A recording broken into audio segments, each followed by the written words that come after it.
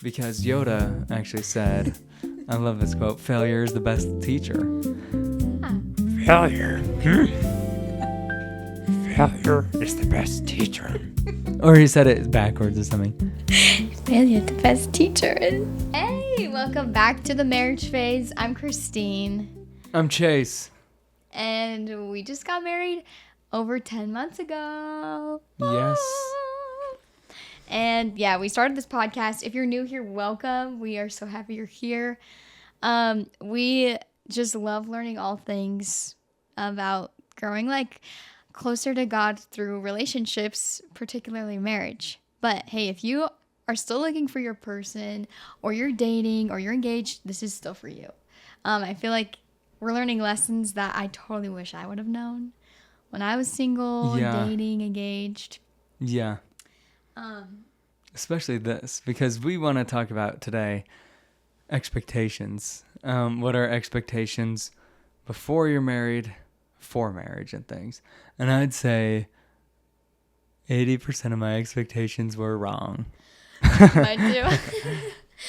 It's true. Like, you literally have no idea what it's going to be like till you do it. Mm-hmm. Till you're married.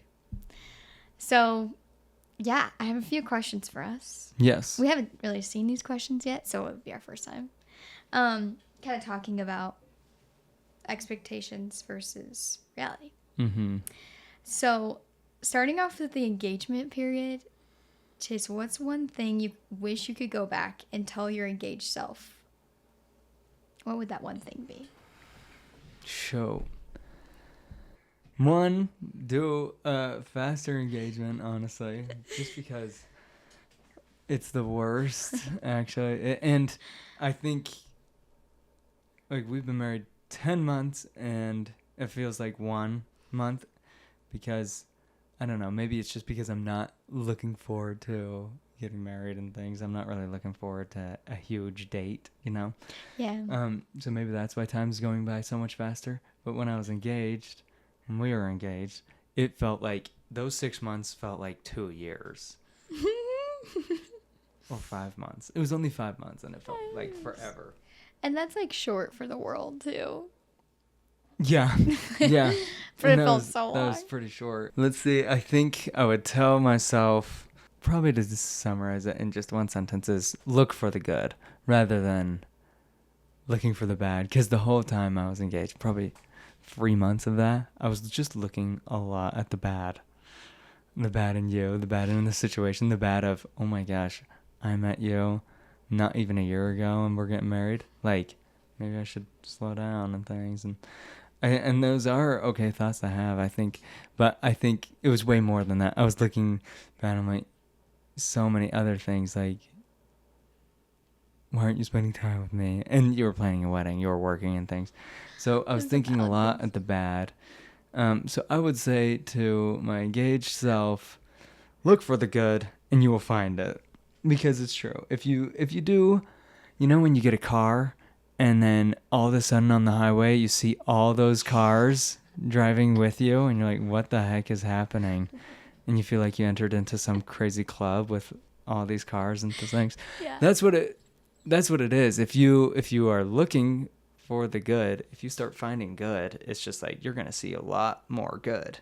If that's your objective, like now you have good on the front of your mind, you're going to see a lot more good. So I would tell myself, look for the good. Yeah. That was a hard question. I know, that's kind of hard. What about you, though? I think kind of going with that, I feel like when we got engaged, a lot of people I knew were also engaged. Mm. And some people got married before us. Some people got married after us. Kind of similar. I feel like I would look at those couples and be like, oh, if we were getting married when they were, that would just be so nice. Like, sooner. And I kind of just wanted to rush it. Not rush it. I just kind of wished it by. Yeah. Instead of enjoying it. I mean, it is hard because you're wedding planning. You're trying to build the foundation for your life together. You're still getting to know each other. You're communication styles. Things come up where you're trying to figure out your conflict resolution styles, things like that. And I feel like those are such important things to experience. And I think that is a really big gift of the engagement like period. But it can be really hard too. So I think something I would have wished I would have soaked up more is like, you only get this phase hopefully once, you know? And so like soak it up and like learn a lot and like take all that you're learning and put it towards your marriage, because I'm gonna be so honest, one of these like expectations versus reality, like hardly anything changes after you get married. It's like you live together, you're like you're bound together by law, of course, but I feel like you and me, our dynamic didn't change at all, you know, after getting married. So Yeah, you know, very true. it Actually, still feels like we're I dating. think that was a huge thing actually for me. I was like, what am I about to do? But it actually felt. We got in the car right after our wedding, and it was like, oh, this feels exactly the same. Yeah. That an expectation I had while we were engaged is it was gonna feel so different. Like, oh, finally we're married and all these things, and all our problems will just disappear and things, and it'll just be magical and things. Yeah. And it was just like identical.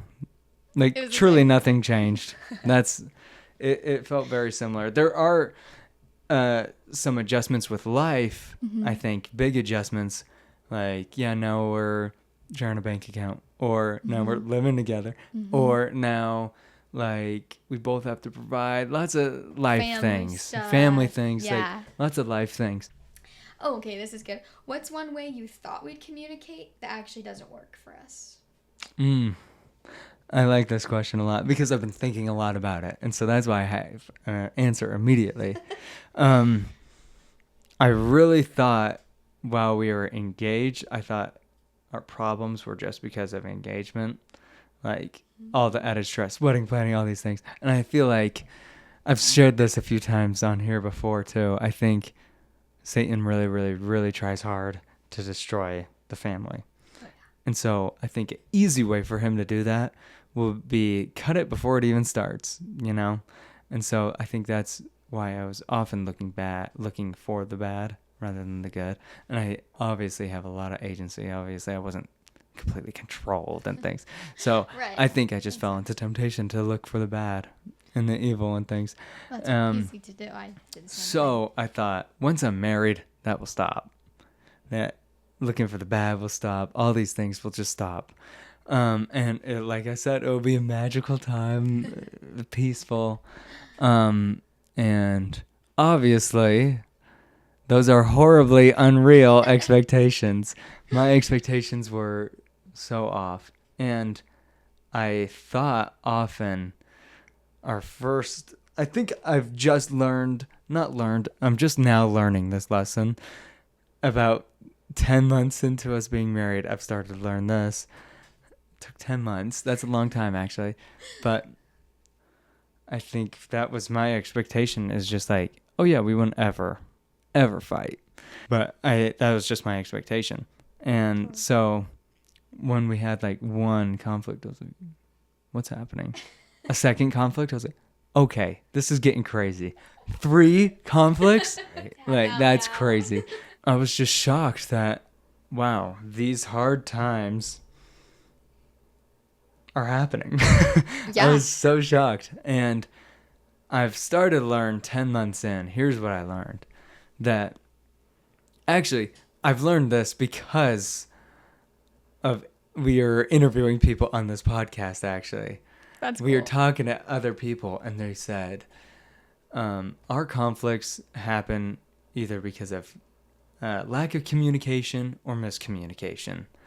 And I'm like, oh, that's a good point. And I started to learn, like, oh, maybe sometimes we just don't understand each other. And we started to learn how to communicate better.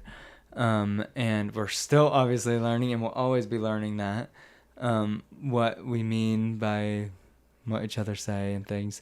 But I've learned that if we do fail, if we do have a conflict, that's not the end of our marriage. In fact, that actually is healthy to have problems, to grow together. Because Yoda actually said, I love this quote, failure is the best teacher. Failure. Failure is the best teacher. Or he said it backwards or something. Failure, the best teacher is. Yeah, something like that. And it's true. Like, we have really failed good. a few times. And after those failures, we have felt closer. Every time. Oh, yeah. Every single time we felt closer. And it's like, we failed a lot. So we feel pretty close by the end of it. And so it's cool.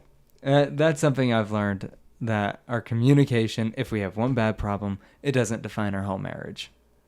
I love that. It's so true because I think, like you were saying, a lot of people come from different, family backgrounds, parent backgrounds. They're seeing Yeah. things, how they were raised. So, of course, like, anyone's going to probably expect something similar to how they just are familiar with it. Yeah. So, I love that, like, bringing what you knew and then being open to, like, doing it differently or seeing, I don't know. It's just really cool.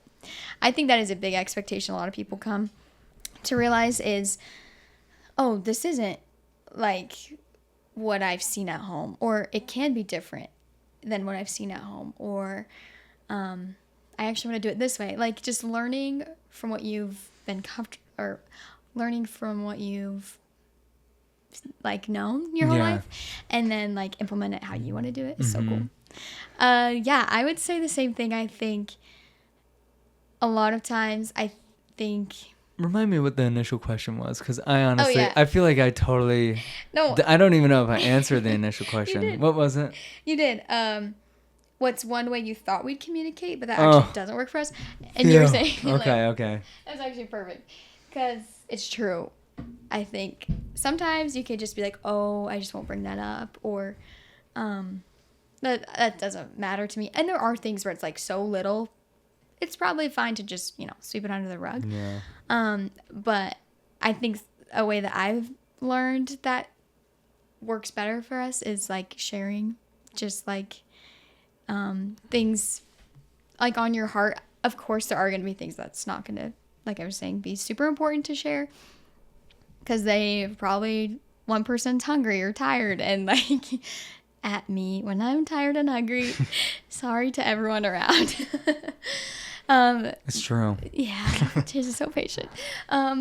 But I think understanding that when you are feeling a certain way, it's so important to share it as soon as you can, because it's only going to get harder and harder the more you keep it in. Yeah. I've learned that it's really important to also create a safe space to share it, Yeah. and to say like, hey, this is just like what I've been feeling. You probably have been feeling a similar way. How can we like go against it together? Rather than you versus me, it's like, okay, how can we do this together? We're still working on this. What were your expectations, though? How we thought we would communicate once we were married.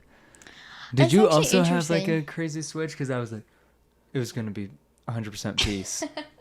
Did you think that? No, I didn't think that. I think my expectations were we were going to have conversations.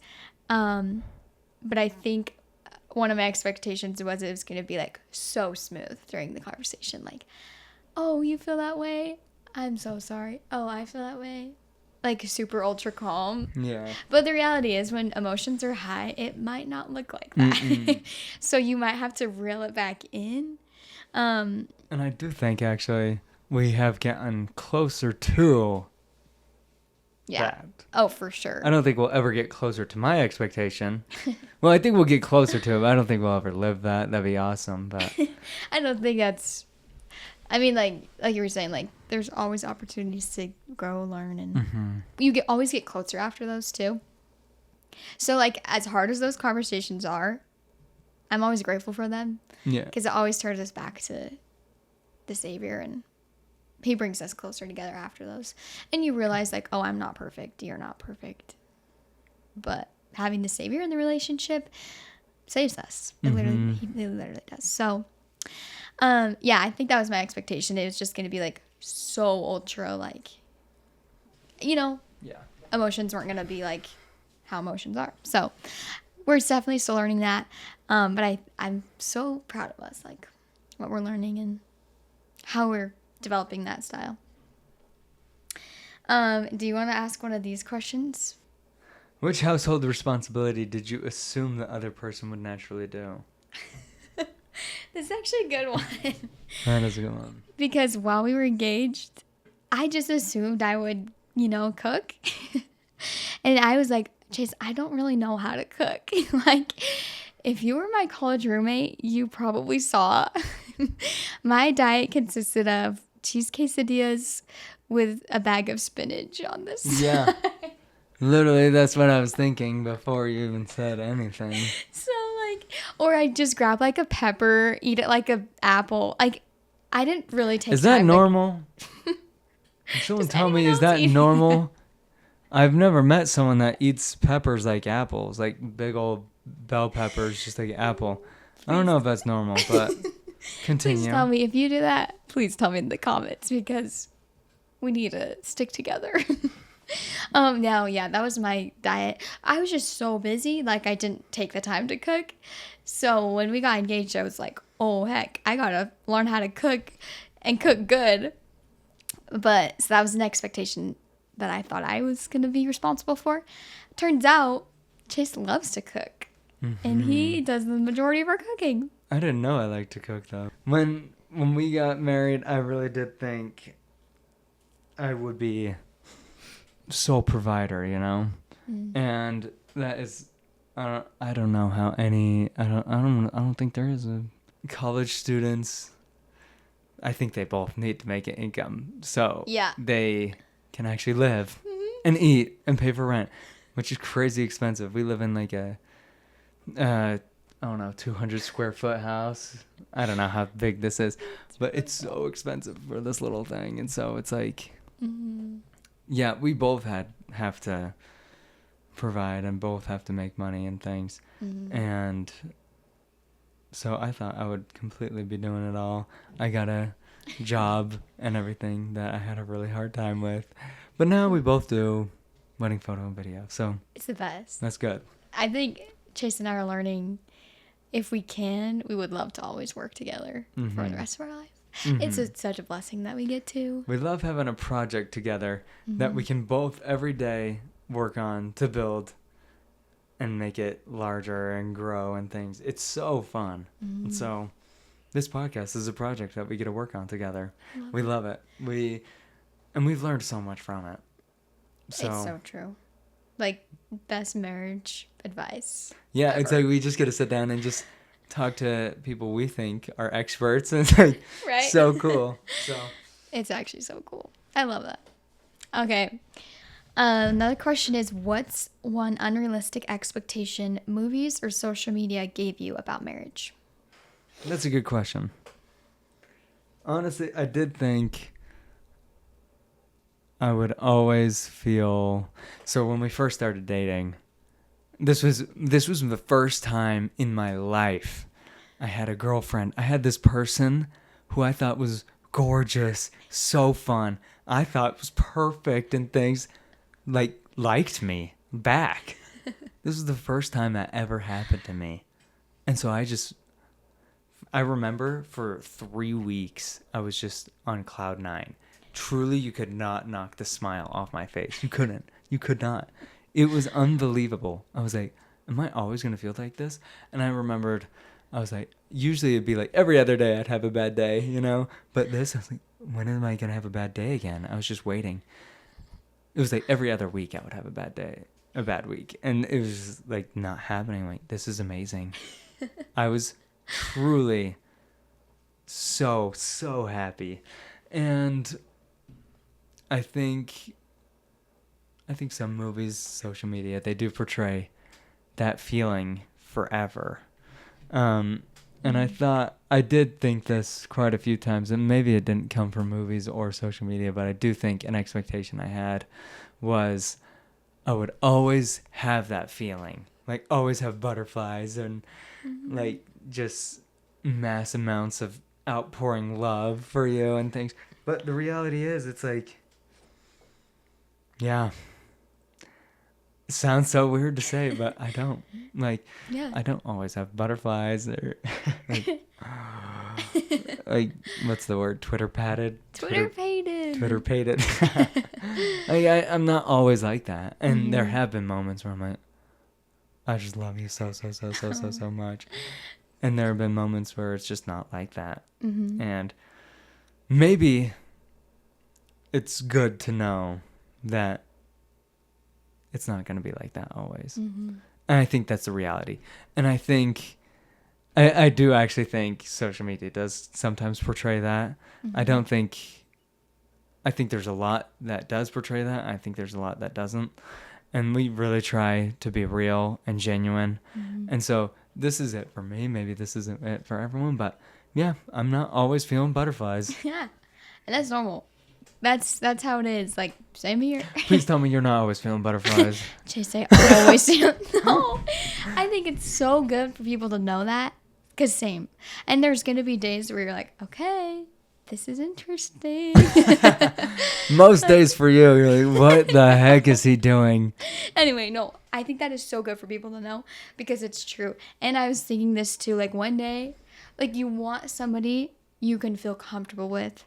Like in those first, few weeks that we're dating where, like you were saying, like just Twitter painted and we just had so much fun and we still have so much fun, but it's like on a more real authentic level because we're also crying together and we're also figuring out life together and hard things are happening and like just the blend of all of that makes it like real love instead of just like butterflies. I love that. And one day like you want someone who's gonna see you at your worst, gonna be given birth one day, like all these hard things, or you're really sick, like you want somebody who's gonna be like, yeah, you do not look attractive right now. Like, what? But I still love you. And, like, yeah, I love that. I think that's actually really cool. That's sweet, actually. There's a line you said in there that reminded me of our favorite movie, Eternity. Yes. Where she's talking about she was married twice on Earth, and they're in the afterlife and things. And she's talking about this other guy that she was with that she spent so much longer with, and she's like, love is bickering in the car, figuring out mortgage, like all these things together. And I love what you said because it's true. Yeah, I do have to remember that too, because it's like that is what love is. It's like you're with me at my worst, and like you love me there, like you care for me there, you love me at my worst completely. And you're trying to help me get up to my best. No, I totally agree. I was thinking about a lot of times in movies or social media, a lot of like the physical side is really emphasized in marriage. And like a lot of people just associate, oh, you're getting married. Like that's all they think about. It's just the physical side, which is an awesome like cherry on top. But it's not all that marriage is. Like the fun and the godliness and the closeness that you get from marriage is all of it combined. Yeah. Like the trials you go through, the things you learn about each other. And I'm sure when we have a family, it's going to add a new sense of like, this is crazy hard. But that's what the beauty of it all is. And it's not just that physical side. So I love that. Okay, what would you say to somebody listening right now who's getting ready to get married or who's like really wanting to get married and haven't found their person yet? What would you like kind of wrap this all up? Just tell them. I would say, in terms of expectations, I would say you probably have a lot of expectations. It's impossible not to have expectations. And I don't think it's a bad thing to have expectations. I think expectations are actually really good because if you don't have expectations, then you're never satisfied ever. So I think with expectations, I think the best thing you could do is tell all your expectations to the person you're going to get married to. I think it'd be a really smart conversation to have. Because I think if we would have done that, we both would have been more aware of kind of the problems that we had maybe our first month or 2 months and kind of where each other are coming from. So I think with expectations, there's going to be a lot where you're like, oh, marriage is all this and all that and all this, and it's magical and all that. But the reality is it's hard. When has God ever asked you to do something that's not hard? That's how we learn. That's how we grow. And so because of the hard, we're able to progress. And I think these past 10 months, I've progressed more and I've learned more and grown more than I ever have my whole life. And it's awesome that I can do all that progression with someone else. And not just with someone else, but just with someone that actually cares about you, that actually loves you and wants you to progress. And be the best person you can be. And it's not someone that will push you down. And sometimes, even though it may feel like that, it's not. It's just like, yeah, I'd say your expectations, you can meet your expectations sometimes with a lot of work with the other person. And it's so cool that we're able to progress together. So that's what I would say about expectations with marriage and all that. What about you?